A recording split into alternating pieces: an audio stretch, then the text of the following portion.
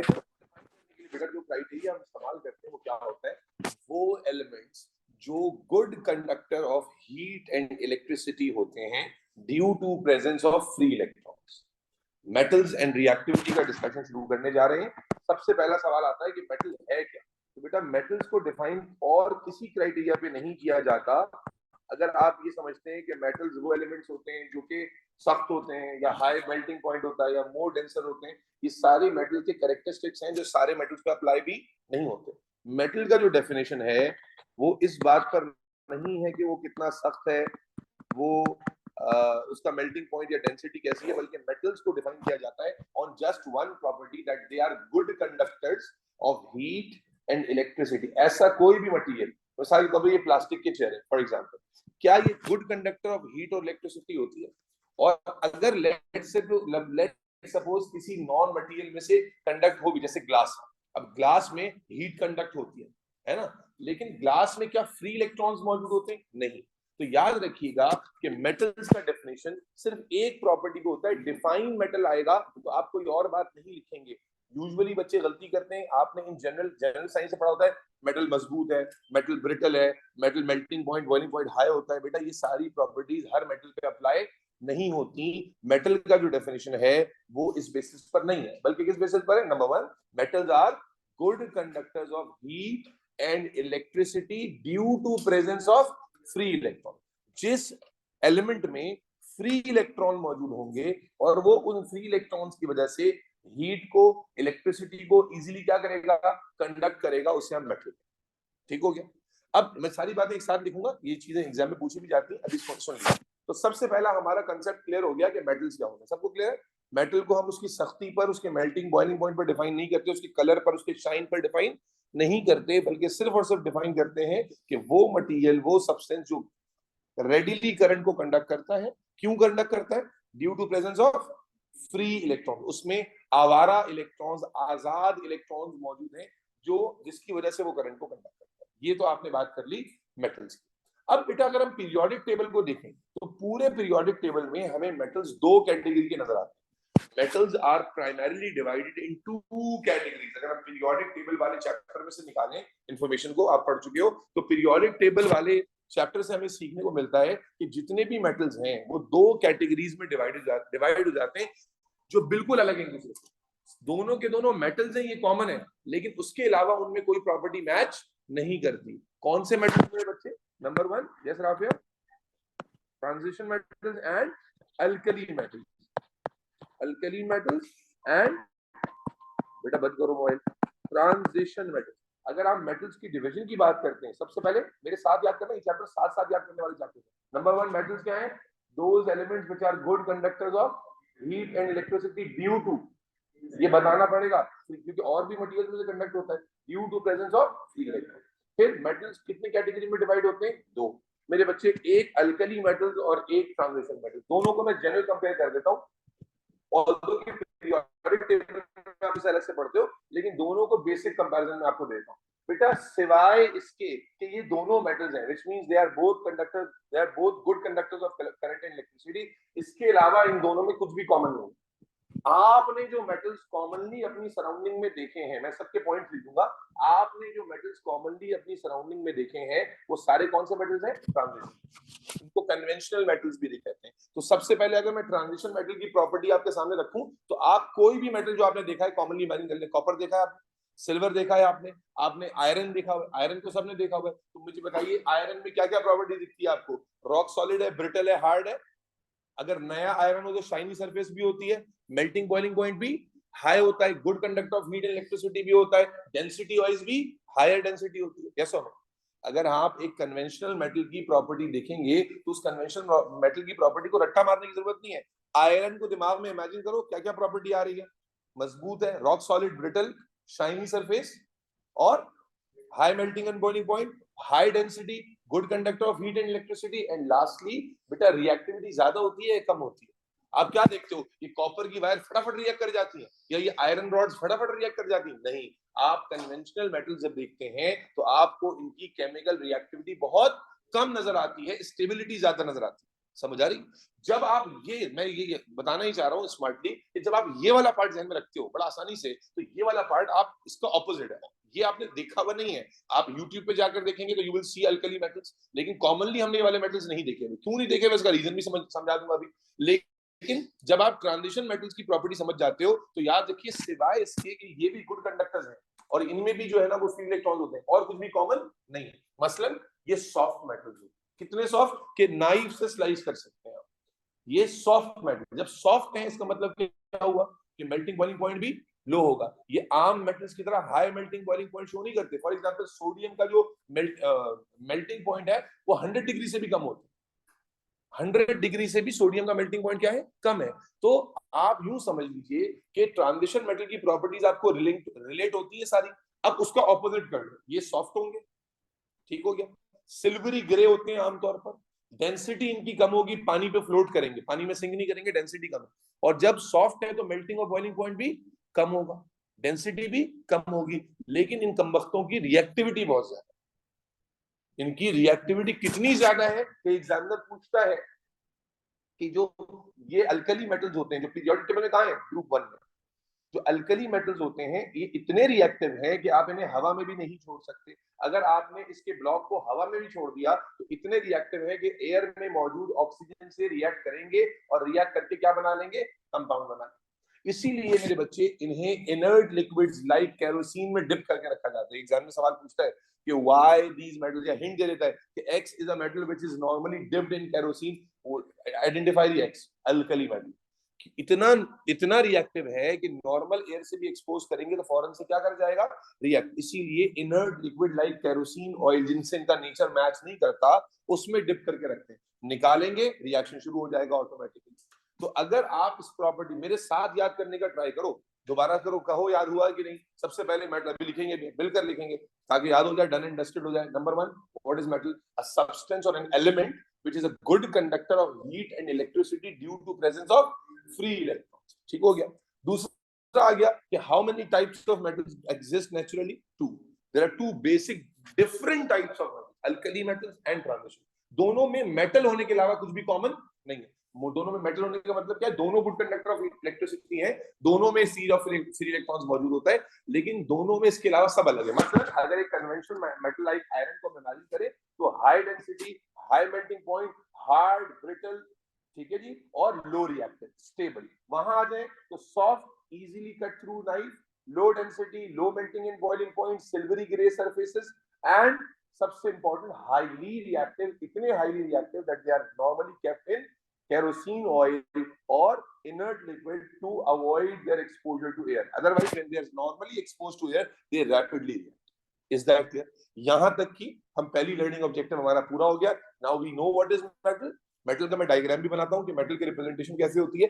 Metal हमें पता चल गया क्या होता है, मेटालिक बॉन्डिंग पढ़ते हुए भी हमने मेटल पढ़ा है, वहां पर भी मेटालिक बॉन्डिंग। तो मेटल क्या है ये पता चल गया हमें, और उसके बाद मेटल की 2 टाइप्स भी हमें पता चल गई। ऐसे तो इसी नियत से करेंगे, ये चैप्टर्स एंड के लिए इसीलिए बचाए थे। अब इसमें कुछ भी ऐसा नहीं है, आप पढ़े पास पेपर करें, एक सवाल अटक जाएगा मुझसे आगे पूछे कि भाई ये सर अटक गया, ऐसा मुमकिन नहीं है इंशाल्लाह। चले जी शुरू करते हैं, अपने नोट्स कंप्लीट करते हैं।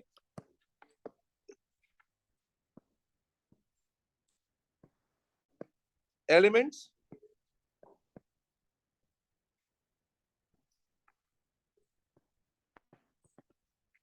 which are good conductors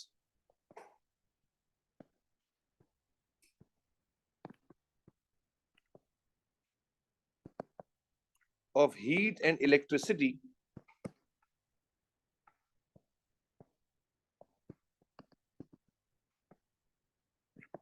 due to presence of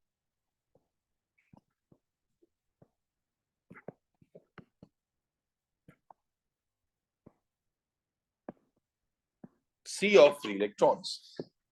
अगर आप मेटल का एक डायग्राम देखें उम्मे हानी, बेसिक डायग्राम, तो मेटल का डायग्राम कैसा होता है बेटा, मेटल के पास ये डायग्राम हम मेटालिक बॉन्डिंग में भी बना चुके हैं।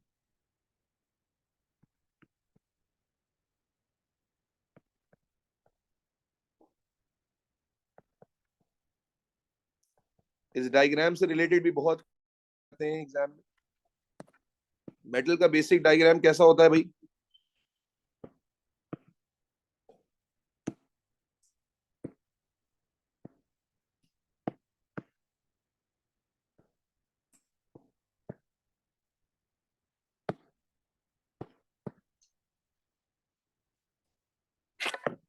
इलेक्ट्रोपॉजिटिव एटम्स होते हैं बेटा, electropositive atoms surrounded by sea of free electrons. ये डायग्राम पास पेपर्स में आपको बेतहाशा दिखेगा, एंड नॉट ओनली दिखेगा, पेपर 2 में बनाने के लिए भी आएगा कि भाई give a generalize representation of a metallic structure. तो मेटल के स्ट्रक्चर में दो चीजें आपको नजर आती हैं, एक तो एटम लेयर की फॉर्म में जो होते हैं, you can see layer pattern होता है, और इस लेयर में जो एटम्स हैं वो इलेक्ट्रोपॉजिटिव होते हैं, पॉजिटिव चार्जेस होते हैं, और इनकी सराउंडिंग स्पेस किससे भरी हुई होती है? फ्री इलेक्ट्रॉन से। तो ये मेटल का जनरलाइज रिप्रेजेंटेशन है। जब भी आएगा आपको इस तरह की डायग्राम बनानी होगी तो मार्क्स मिलेंगे। पेपर 2 में ड्रॉ करने के लिए बहुत आती है, पेपर 1 में भी बेतहाशा सवाल आएंगे, which of the element, diagram बनी हुई, which of the element is the structure of metal.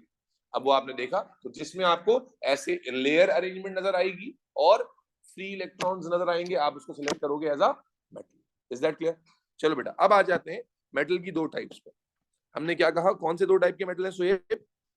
Number 1 alkali metals, and number 2 transition metal. Comparison में लिख देते हैं इसको, ताकि एक झटके में याद हो जाए। ये मैं बेसिक इनकी प्रॉपर्टीज को कंपेयर कर रहा हूँ, alkali metals and transition metals. चलें जी, पहले ट्रांजिशन मेटल्स के पॉइंट लिख देते हैं ताकि हमें एक कन्वेंशनल मेटल के पॉइंट्स रिकॉल हो जाए। तो क्या क्या क्या प्रॉपर्टीज होती है? नंबर 1 हार्ड, अच्छा दोनों मेटल्स हैं, इसका मतलब ये बात दोनों के लिए काउंट होगी कि दोनों में सी ऑफ फ्री इलेक्ट्रॉन मौजूद है, ठीक है जी। हार्ड एंड ब्रिटल सॉलिड्स, जी जी जी। ब्रिटल का मतलब क्या ले रहे हैं आप?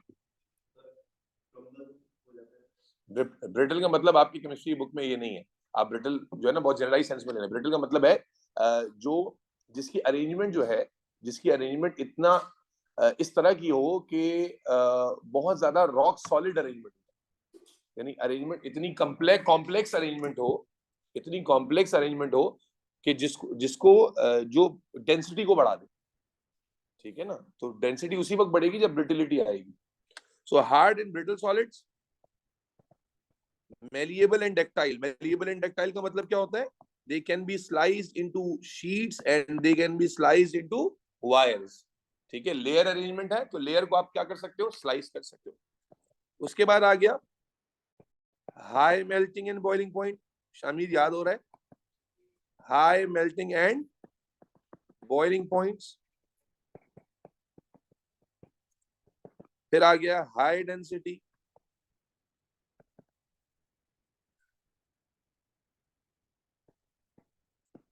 अच्छा चलिए, हाई मैं एक जुमला जोड़कर इसकी रीजनिंग भी कंप्लीट कर देता हूँ। High melting and boiling point due to strong electro due to strong electrostatic forces of attraction called metallic bond। फिर high density metals usually low reactive,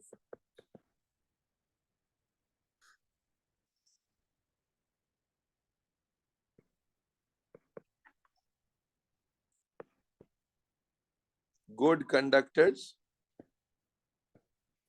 of heat and electricity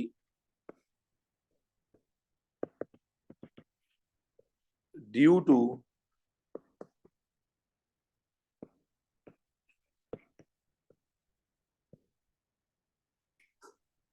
presence of free electrons।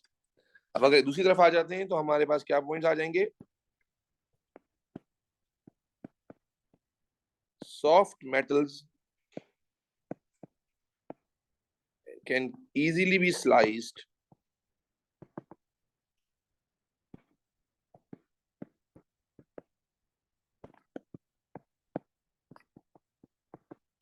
through a knife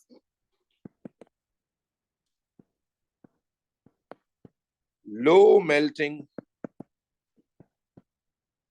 and boiling points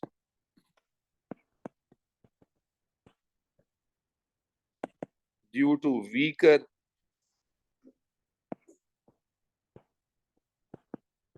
electrostatic forces of attraction,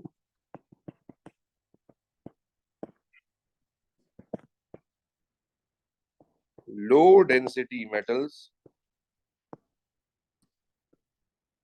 usually float on water, have silvery gray surfaces, highly reactive, and are kept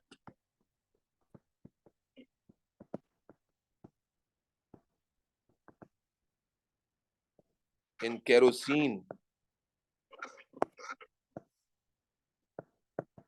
oil to avoid their exposure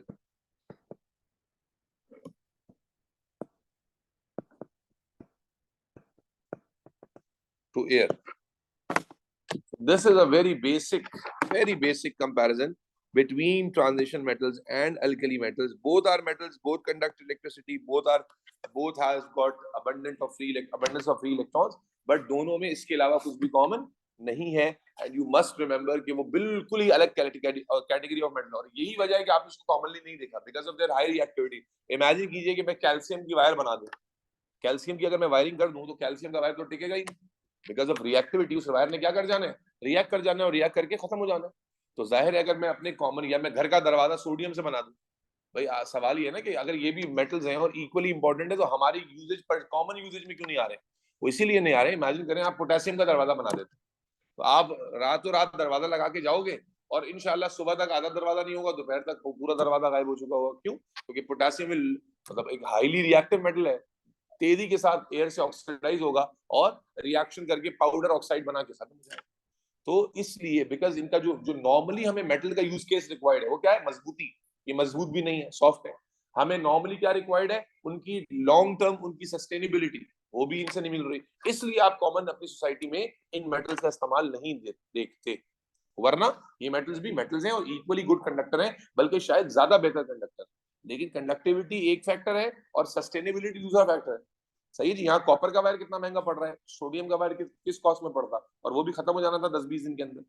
ठीक हो गया. तो मेरे बच्चे ये तो हो गया बेसिक सा कंपैरिजन कि मेटल क्या होता है और मेटल के बेसिक दो टाइप्स कौन से हैं. अब आ जाता है मेटल की रिएक्टिविटी. याद कीजिए इलेक्ट्रोलिसिस आप में से जिसने भी मेरे साथ पढ़ी हुई है, तो इलेक्ट्रोलिसिस में हम ऑलरेडी ये रिएक्टिविटी सीरीज पढ़कर आए हैं, और अब हम इस रिएक्टिविटी सीरीज के ऊपर दोबारा से डिस्कशन करने जा रहे हैं. ये रिएक्टिविटी सीरीज जो आपको याद होनी चाहिए, इसके लिए चैप्टर नंबर, ये जो मेटल रिएक्टिविटी का डिस्कशन है इसमें भी रिएक्टिविटी सीरीज यूज होती है. इसके बाद एक्सट्रैक्शन ऑफ मेटल्स का चैप्टर आएगा, उसमें भी ये रिएक्टिविटी सीरीज इस्तेमाल होती है, और उसके बाद इलेक्ट्रोलिसिस में भी ये रिएक्टिविटी सीरीज इस्तेमाल होती है. तो बेटा ये बड़ा अनफॉर्चुनेट होगा कि अगर आपको इतनी बार इस्तेमाल होने वाली सीरीज याद ना हो, जबकि आपको खास तौर पे निमोनिक के थ्रू बताई गई थी. तो let me write down the reactivity series again. And reactivity series तो आपको पता है कि उसमें कौन रिएक्टिव है कौन कम रिएक्टिव है, लेकिन उस रिएक्टिविटी सीरीज से और क्या कंक्लूजन्स निकलते हैं वो हम लिखेंगे, और उसके बाद हम रिएक्शंस की तरफ चलेंगे. तो हेडिंग बना लेंगे रिएक्टिविटी सीरीज ऑफ मेटल्स. यहां तक इंशाल्लाह तुम्हें याद होता है, यहां तक समझ आ जाता है पक्का?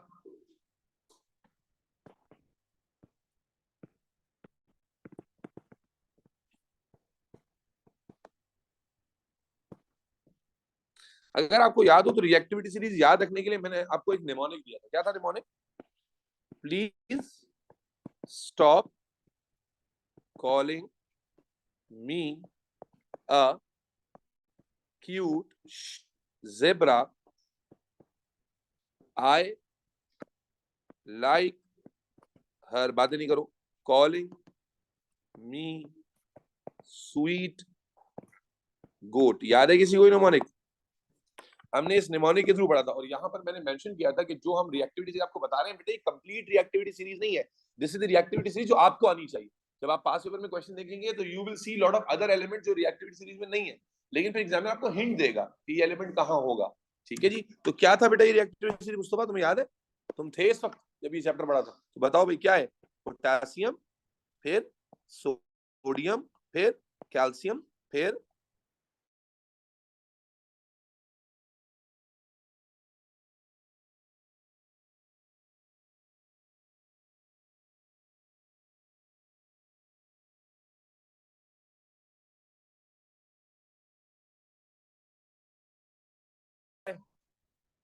यस प्लीज, जिंक, फिर आयरन, फिर लेड, और दूसरा नॉन मेटल आ जाता है which is hydrogen, again because of frequent uses. उसके बाद फिर कॉपर, फिर mercury, copper, mercury, and finally silver and gold, silver and gold. तो ये हमारी रिएक्टिविटी सीरीज हुआ करती थी, याद करें इसे डिस्चार्ज सीरीज के नाम से आप पढ़कर आए हैं जब इलेक्ट्रोलिसिस हम पढ़ रहे थे। और वहां क्या कॉन्सेप्ट था? जो जितना नीचे होता था उसका डिस्चार्ज उतना इजी होता था। जब जो जितना नीचे होता था डिस्चार्ज सीरीज में उसका डिस्चार्ज उतना इजी होता था। अब तुम्हारी शक्लें बता रही हैं कि इलेक्ट्रोलिसिस का रिवीजन किए हुए जमाना गुजरा है ना। याद कीजिए जब आप कंपैरिजन करते थे कि लेड और हाइड्रोजन में से कौन डिस्चार्ज होता था? हाइड्रोजन। आप कहते थे कॉपर और जनाब सिल्वर में से कौन डिस्चार्ज होगा? सिल्वर। ठीक है जी। अभी बहुत जल्दी इसकी भी तैयारी करनी, ऑर्गेनिक की तैयारी कंप्लीट करो, टेस्ट दो अच्छे से। ऑर्गेनिक के टेस्ट में 90% स्कोर से नीचे नहीं आना चाहिए जी कंबाइन। ठीक है जी। तो मेरे बच्चे हम यहाँ क्या कहते हैं रिएक्टिविटी सीरीज में? एज वी मूव डाउन, बोलो बेटा, एज वी मूव डाउन क्या देखते हैं? रिएक्टिविटी, बोलो बेटा, डिक्रीजेस। जैसे जैसे हम नीचे जाते हैं रिएक्टिविटी क्या होती जाती है बेटा? डिक्रीज होती चली जाती है। इसी प्रिंसिपल को अब हम इस्तेमाल करेंगे और कंक्लूजन ड्राइव करने के लिए। यानी इस रिएक्टिविटी सीरीज का इंशरा, इस रिएक्टिविटी सीरीज का सबसे ज्यादा रिएक्टिव एलिमेंट कौन सा है? हाँ भाई, इस रिएक्टिविटी सीरीज का सबसे ज्यादा रिएक्टिव एलिमेंट कौन सा है? अगर हम कह रहे हैं reactivity down the group decrease हो रही है तो पोटेशियम। अच्छा, अगर कोई एलिमेंट पोटेशियम से भी ऊपर हो तो वो उससे भी ज्यादा रिएक्टिव होगा। बार बार कह रहा हूं कि ये रिएक्टिविटी सीरीज पूरी नहीं है, ये वो है जो आपको याद रखनी है। There are lot of elements, for example rubidium, caesium, they are above potassium. तो जो एलिमेंट भाई रिएक्टिविटी सीरीज का ट्रेंड यही है। अब जो अगर एग्जामिनर तुम्हें बताएगा कि caesium is present above potassium in the reactivity series, अब बताएं इसका रिएक्शन कैसे होगा। तो अगर पोटेशियम का आपने पढ़ा हुआ है तो सीजियम का उससे भी तेज होगा। तो रिएक्टिविटी सीरीज ये है। अब मेरे बच्चे इस रिएक्टिविटी सीरीज से एक बात सबको समझ आती है कि कौन ज्यादा रिएक्टिव है और कौन कम रिएक्टिव है। लेकिन इस रिएक्टिविटी सीरीज से और भी बहुत सारे कंक्लूजन निकलते हैं और ये कंक्लूजन बहुत कॉमन सेंस से रिलेट करते हैं और इससे रिलेटेड सवाल पास पेपर में आते हैं। क्योंकि मैं कल ही एक ग्रुप को करा रहा था तो अभी सारे फ्रेश है मेरे दिमाग में जो सवाल कल मैं उनको पास पेपर में करा रहा था। तो ये कंक्लूजन आपको पता होंगे तो बिल्कुल पानी की तरह आप आसानी से कर सकते हैं। मैं कंक्लूजन पहले आपके साथ वर्बली डिस्कस करता हूँ, फिर रिटन में लिखवाऊंगा। रिटन में लिखवाना जरूरी इसलिए ताकि आप जब रिवीजन करने बैठेंगे, जब कभी आपको गैरत और टॉपिक नसीब हो तो आपके पास पॉइंट्स लिखे हो। मेरे बच्चे, आप जब ये कहते हैं कि रिएक्टिविटी सीरीज में डाउन द ग्रुप मेटल्स की रिएक्टिविटी डिक्रीज हो रही है, तो सवाल ये पैदा होता है कि मेटल रिएक्ट करते कैसे?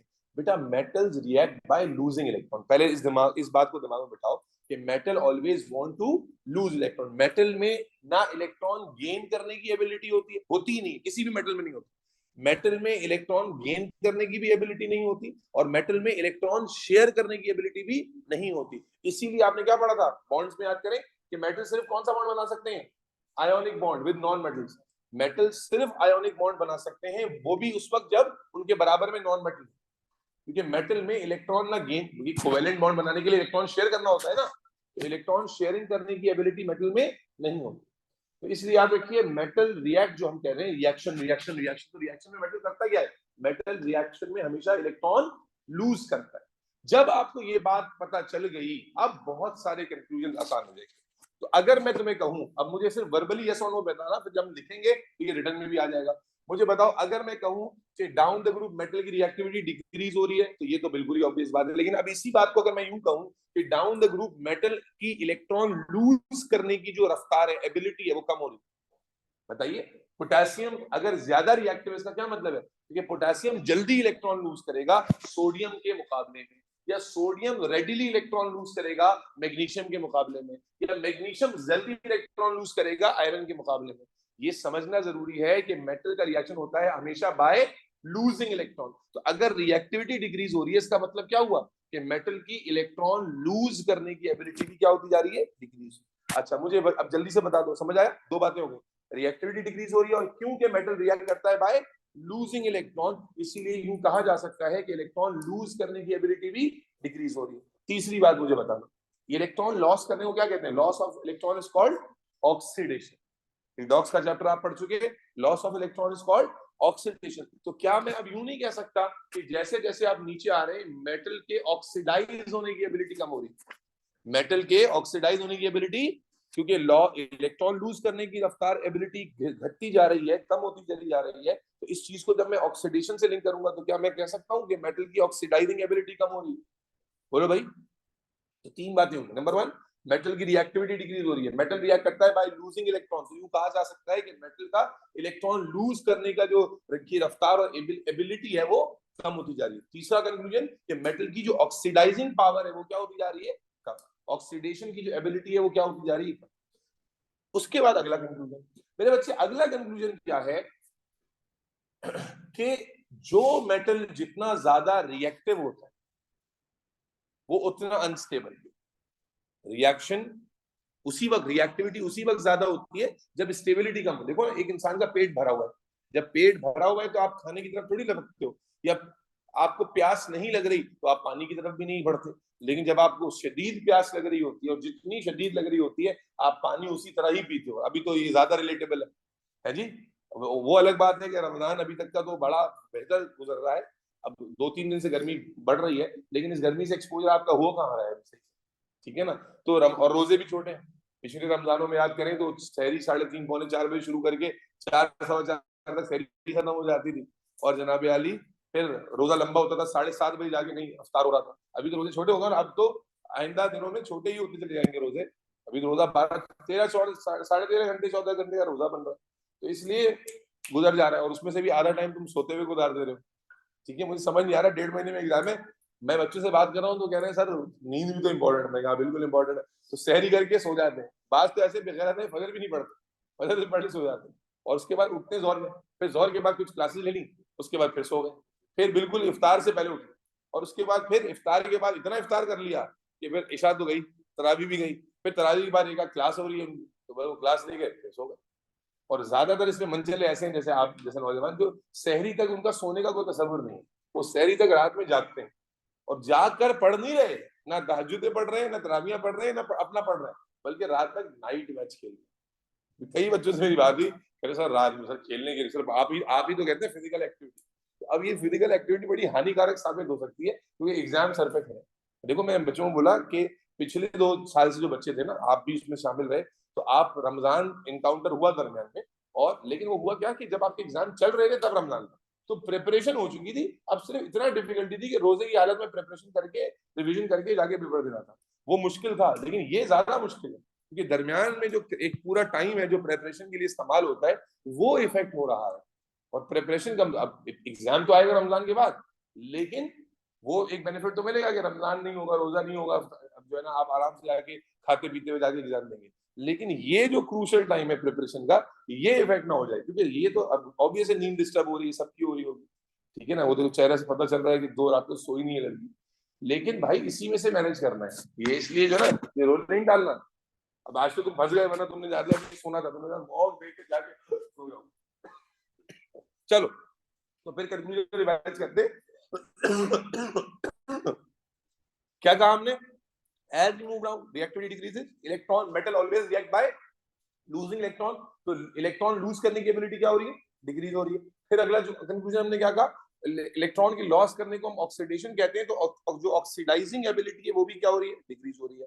उसके बाद जो मैं बता रहा था, वो बात कर रहा था स्टेबिलिटी पर, कि मेटल जो जितना ज्यादा रिएक्टिव होता है, इसका मतलब उतना ज्यादा अनस्टेबल है। लेकिन बेटा, जब जितना ज्यादा रिएक्टिव मेटल रिएक्ट करता है ना कंपाउंड बनाने के लिए, बेटा वो उतना स्टेबल कंपाउंड बनाता है। देखो ना, जब प्यास ज्यादा शदीद लगी हो तो आप पानी पे लपकते भी हो, एक ही सांस में खींचते भी हो, और फिर वो जो अल्हम्दुलिल्लाह होता है ना, वो जो चस आती है, वो अलग आती है। आप देखिए नॉर्मली आपको प्यास लगी हुई है, नॉर्मली भी जब रोजे नहीं होते, गर्मी से एक्सपोजर नहीं होता, तो आप पानी पीते हो, लेकिन वैसा मजा नहीं आता आपको।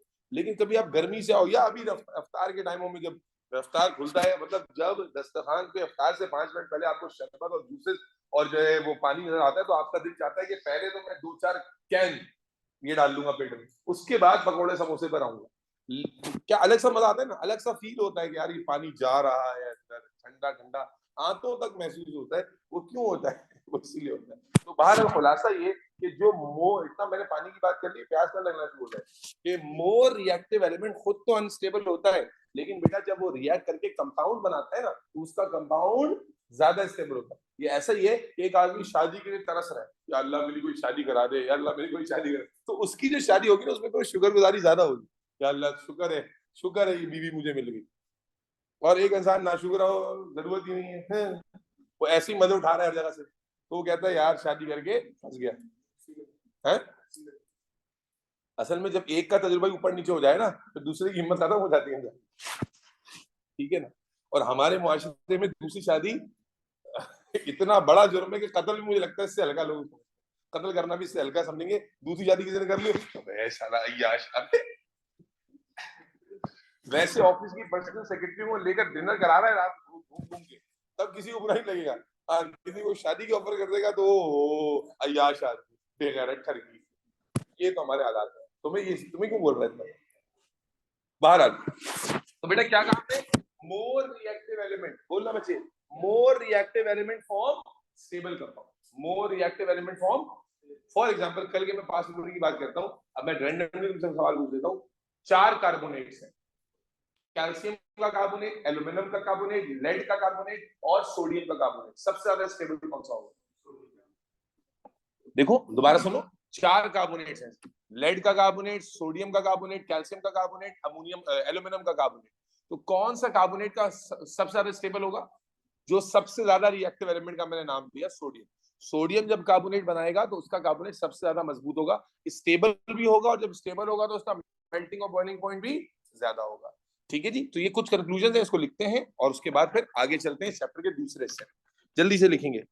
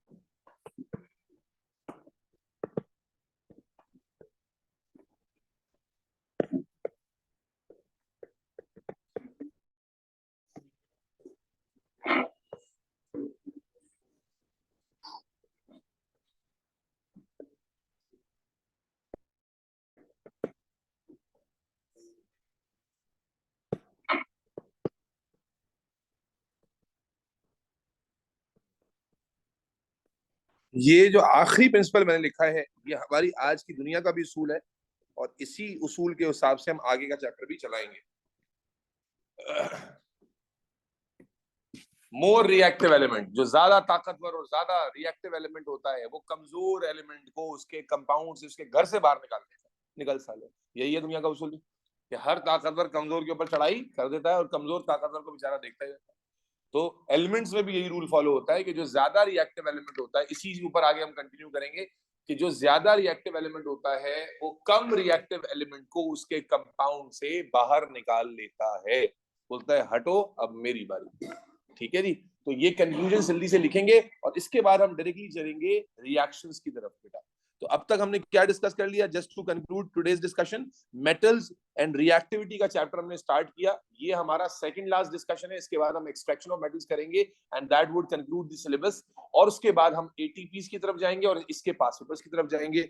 मेटल्स क्या होते हैं, मेटल्स का स्ट्रक्चर कैसे ड्रॉ करते हैं, मेटल्स की दो बेसिक टाइप कौन सी है, फिर रिएक्टिविटी सीरीज जो आपने पहले भी इलेक्ट्रोलिसिस में पढ़ी हुई है उसके बारे में बात की, और फिर इस रिएक्टिविटी सीरीज से हमें क्या कंक्लूजन्स ड्राइव करने को मिलते हैं हमने उसके बारे में आपके साथ बात की कि भाई मेटल रिएक्ट कर रहा है इलेक्ट्रॉन लूज करके, तो जैसे जैसे रिएक्टिविटी कम हो रही है इसका मतलब है इलेक्ट्रॉन लूज करने की एबिलिटी कम हो रही है, ऑक्सीडाइजिंग पावर कम हो रही है, स्टेबिलिटी बढ़ रही है, क्योंकि रिएक्टिविटी कम हो रही है। Reactivity is opposite to stability. Stability, अगर मैं तुमसे सवाल पूछूं कि ज्यादा स्टेबल कौन है, कॉपर या कैल्शियम, तो जवाब होना चाहिए जो लो रिएक्टिव है वो ज्यादा स्टेबल होगा, विच इज कॉपर। अगर मैं आपसे सवाल पूछूं कि भाई आयरन और लेड में से ज्यादा स्टेबल कौन है, तो आप कहेंगे लेड। लेकिन मैं पूछूं आयरन और जिंक में ज्यादा रिएक्टिव कौन है, आप बोलेंगे जिंक। तो रिएक्टिविटी और स्टेबिलिटी ऑपोजिट चल रहे हैं। ठीक हो गया। उसके बाद आखिरी जो जुमला जिसके बेसिस पर हम अभी आगे की बात को कंटिन्यू करेंगे, दैट इज कि जो मोर रिएक्टिव एलिमेंट होता है वो लेस रिएक्टिव एलिमेंट को उसके कंपाउंड से बाहर फेंक देता है। इसी बेसिस पर मेरे बच्चे अब हेडिंग बनाएंगे reaction of elements with reaction of elements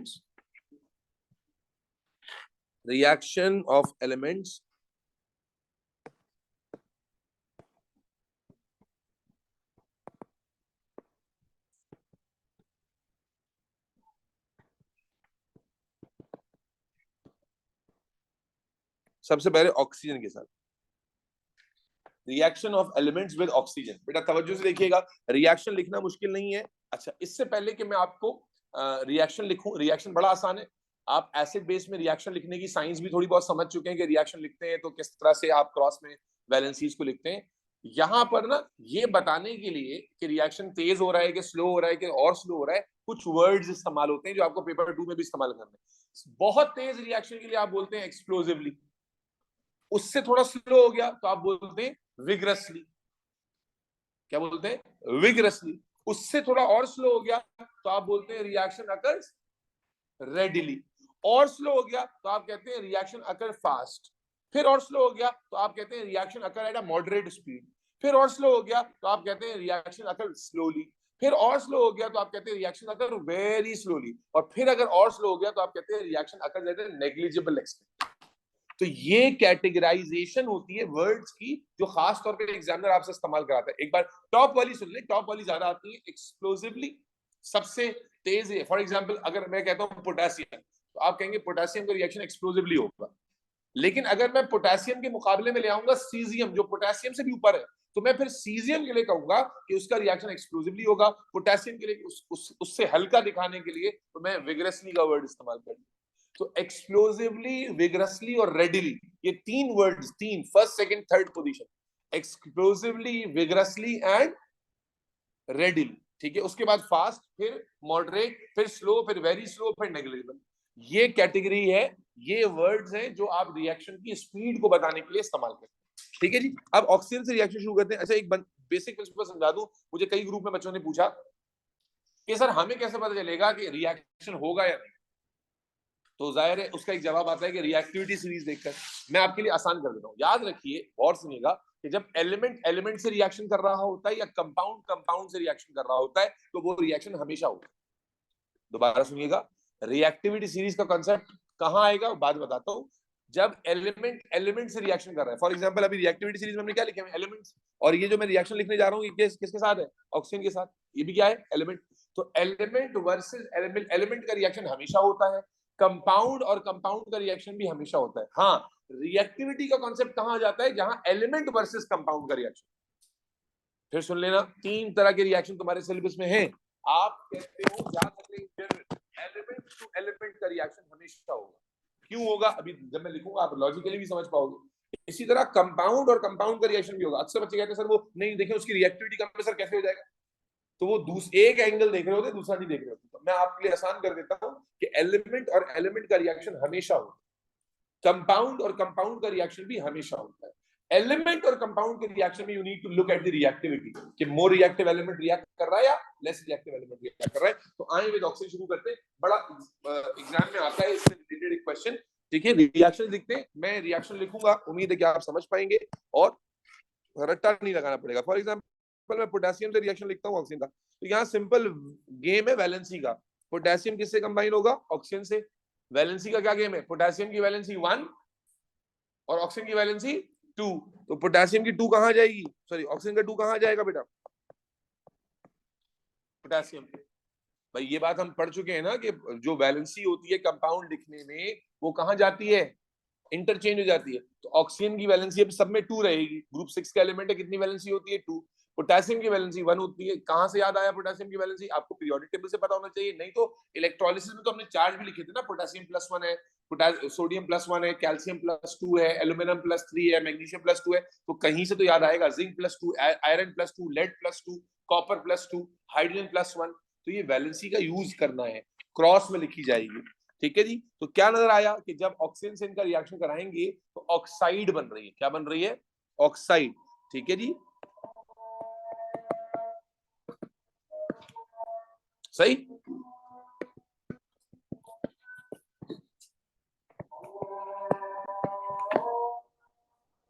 अजान के बाद बात है,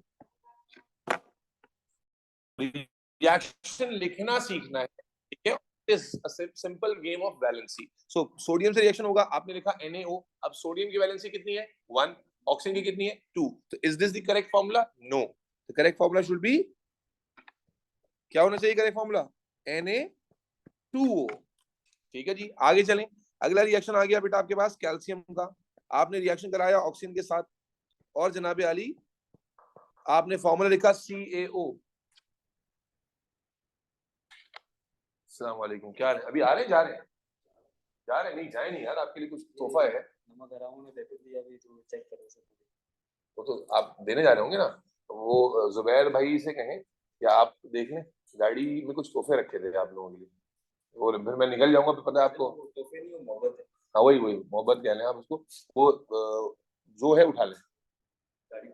गाड़ी खुली भी नहीं है। ठीक है, एक आपका है, एक मुझे आपको देख के खुश हो। अच्छा मेहरबानी।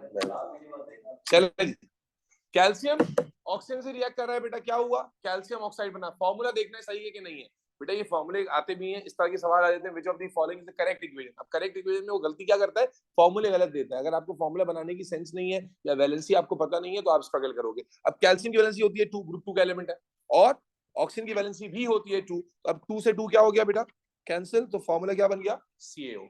ठीक है जी। ये वैलेंसी कहां से आएगी? या तो आपने इलेक्ट्रोलिसिस वाली डिस्चार्ज सीरीज याद की हुई है, उसमें मैंने सब पर चार्ज लिखे, या पीरियोडिक टेबल आपको पता हो तो तब भी आप आसानी से बता सकते हैं। इस जी बेटा वो तो मैं करता हूँ एक साथ, वो टाइम मसला था, मसला ना बाबा। अब आ जाओ एल्यूमिनियम। एल्यूमिनियम में आ जाए तो आपने यहां लगाया ऑक्सीजन और जनाबे अली, अब जब आप कंपाउंड बनाएंगे तो आपने Al और O सब बना ऑक्साइड्स ही रहे। अब बेटा वैलेंसी कैसे पूरी होगी? एल्यूमिनियम की वैलेंसी है 3 और ऑक्सीजन की वैलेंसी वही है 2। तो फॉर्मूला क्या बना? Al2O3। तो ये एक बड़ा बेसिक क्वेश्चन होता है बच्चों के ध्यान में कि सर कह रहे हैं सोडियम ऑक्साइड तो बोल रहे हैं Na2O, कैल्शियम ऑक्साइड तो Ca2O नहीं बोल रहे बल्कि CaO बोल रहे हैं, और एल्यूमिनियम ऑक्साइड में Al2O3 बोल रहे हैं। तो ये नंबर्स कहां से आ रहे हैं? This is according to valency. ठीक है, इसी तरह और नीचे आ जाए तो एल्यूमिनियम के बाद क्या आ जाता है आपके पास? कार्बन। कार्बन का क्या हो गया? आपने लिखा C और O, ऑक्सीजन का 2 इधर गया, कार्बन का 4 इधर गया, तो कैंसिल हो जाएगा। जब कैंसिल होगा तो क्या बचेगा? से 2 कैंसिल हुआ तो ये बन जाएगा CO2। 2 और 4 सिंप्लीफाई होगा तो क्या बन जाएगा? CO2। इसके बाद आप आयरन पर आ जाए तो सॉरी आयरन से पहले कौन है, जिंक, तो यहाँ क्या बन जाएगा, जिंक ऑक्साइड।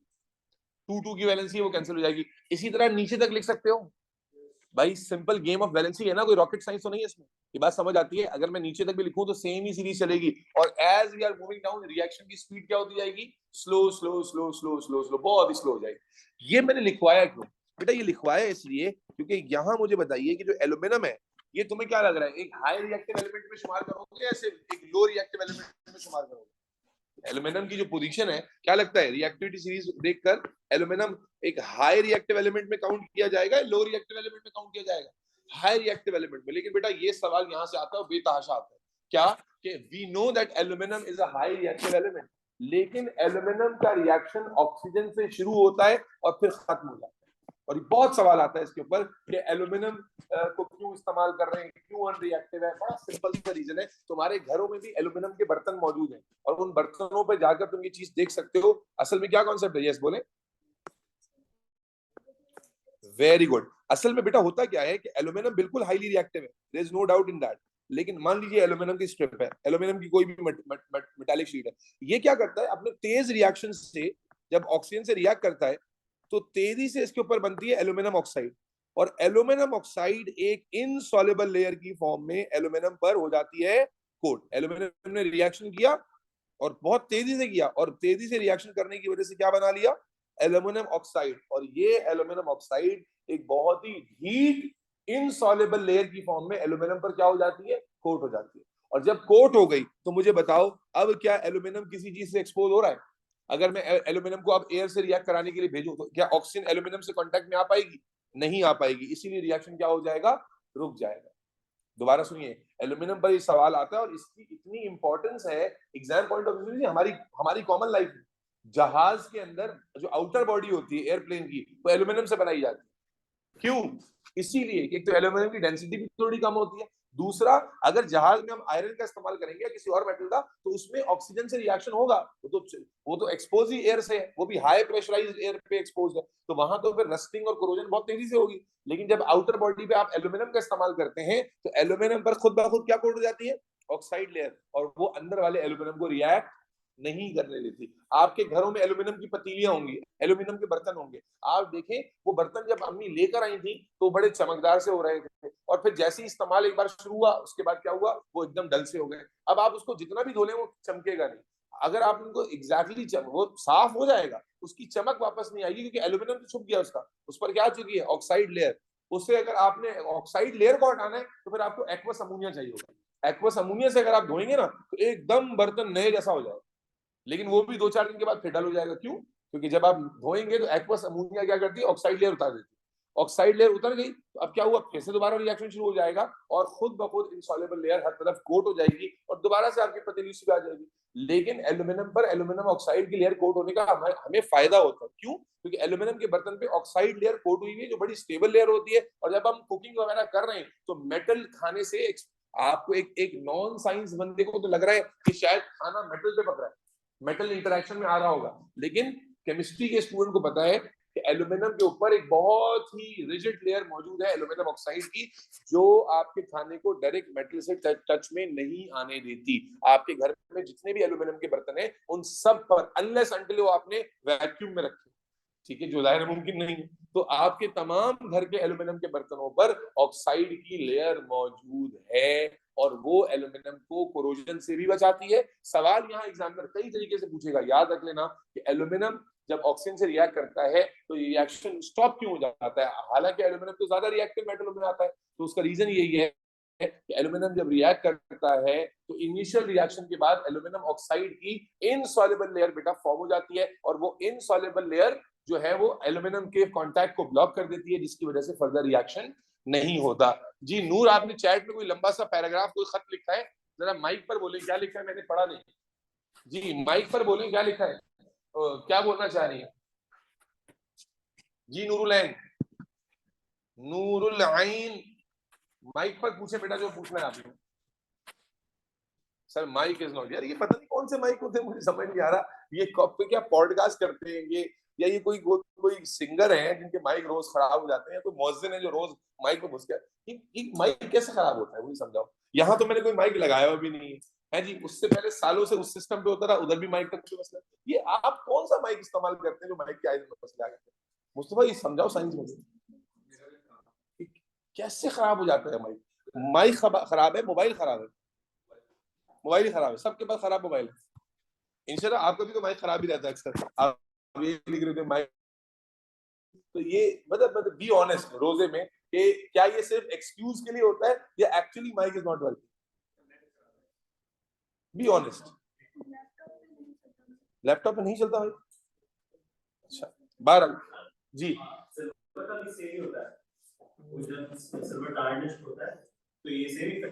नहीं, बताता हूँ आपको। देखिए दोनों में एक फर्क है, सिल्वर पर भी ऐसी कोटिंग आ जाती है, लेकिन फर्क ये है कि एल्यूमिनियम एक हाई रिएक्टिव मेटल, उस पर रिएक्शन रुक जाना अचंभे की बात है। लेकिन सिल्वर तो पहले ही लो रिएक्टिव मेटल होता है, तो ग्रेजुअल रिएक्टिविटी के जरिए यानी स्लोली स्लोली उसके ऊपर भी ऑक्साइड कोटिंग डलती है, सिल्वर ऑक्साइड की कोटिंग आ जाती है सिल्वर पे, जो सिल्वर को डल कर देती है। लेकिन फर्क ये है कि सिल्वर में वो काम फौरन से नहीं होगा। आप एक बार सिल्वर को पॉलिश करा के आए, सिल्वर ज्वेलरी अगर कहीं पड़ी हो तो अच्छे खासे दिन तक उसकी चमक बाकी रहती है, वो चमक मेटल की है और आहिस्ता आहिस्ता उसके ऊपर ऑक्साइड है। एल्यूमिनियम के लिए ये चीज क्यों ज्यादा इंपॉर्टेंट बन जाती है कि एल्यूमिनियम एक हाई रिएक्टिव मेटल है, और एक हाई रिएक्टिव मेटल को तेजी से रिएक्ट करना चाहिए। जो उसके ऊपर नीचे एलिमेंट्स है वो बहुत तेजी से रिएक्ट करते हैं और बहुत तेजी से जो है प्रोडक्ट बनाते हैं। लेकिन एल्यूमिनियम में क्या देख रहे हैं हम कि रिएक्शन शुरू होते ही रुक जाता है और फिर नहीं होता, तो वो उसके लिए थोड़ा सा अनयूजुअल है कि एक हाई रिएक्टिव मेटल रिएक्ट क्यों नहीं कर रहा। तो इसलिए सिल्वर में भी यही प्रोसेस होता है, बट सिल्वर में प्रोसेस रिएक्टिविटी कम होने की वजह से बहुत स्लो होता है, ठीक है। और वहां आप ये भी कह सकते हैं कि भाई रिएक्टिविटी स्लो है इसलिए रिएक्शन नहीं हो रहा। लेकिन यहाँ पर इसलिए रिएक्शन नहीं हो रहा कि रिएक्टिविटी स्लो है, बल्कि इसलिए रिएक्शन नहीं हो रहा कि एक इनसॉल्युबल लेयर कोट हो गई है और वो कोट होने के बाद फर्दर कांटेक्ट नहीं होने दे रही बिटवीन एल्यूमिनियम एंड ऑक्सीजन, जिससे रिएक्शन रुक गई, ठीक है। तो इसलिए इस रिएक्शन में मैंने डब्बा बनाया और ये डायग्राम बना दी। समझ आ गया ऑक्सीजन से रिएक्शन कैसे होना है, कोई मसला तो नहीं है। आपने रिएक्टिविटी सीरीज शुरू कर ली है, ये चैप्टर का पहला आधा खत्म हो गया। इंशाल्लाह कल की नशिश में इस चैप्टर को भी खत्म कर लेंगे। इस चैप्टर में अब मजीद 3-4 तरह के रिएक्शन है और बस ये चैप्टर फिर खत्म हो जाएगा। तो याद रखिए कि अब आपने ऑर्गेनिक का जो टेस्ट होने वाला है इंशाल्लाह, मैं उम्मीद ये कर रहा हूँ 50 to 60 मार्क्स का पेपर होगा, पेपर 1 पेपर 2 कंबाइन। अगर आप वाकई ऑनेस्ट हैं, अगर आप अभी भी ये झूठ जो बोलते हैं मेरे सामने सर A स्टार लाना है, ठीक है, अगर वाकई उस झूठ में 1% भी सच्चाई है तो ऑर्गेनिक का आपका स्कोर 90% से ऊपर होना चाहिए। 1% सच्चाई है तो 90%, अगर 90% से ऊपर स्कोर ना आया तो फिर इसका मतलब ये झूठ है, 100% झूठ, ठीक है जी। अब आप जा सकते हैं। ऑनलाइन टेस्ट सिर्फ कराची से बाहर वालों का होगा। तो आप कहाँ से हैं? कराची से जो बाहर है, फिर आपका टेस्ट इस ग्रुप में नहीं होगा, फिर ऑनलाइन का ग्रुप अलग है, उसके साथ आपको टेस्ट देना पड़ेगा। हाँ, तो कराची वालों को तकलीफ करनी पड़ेगी थोड़ी सी, कैंपस आके टेस्ट देना पड़ेगा, ठीक है जी। अल्लाह हाफिज।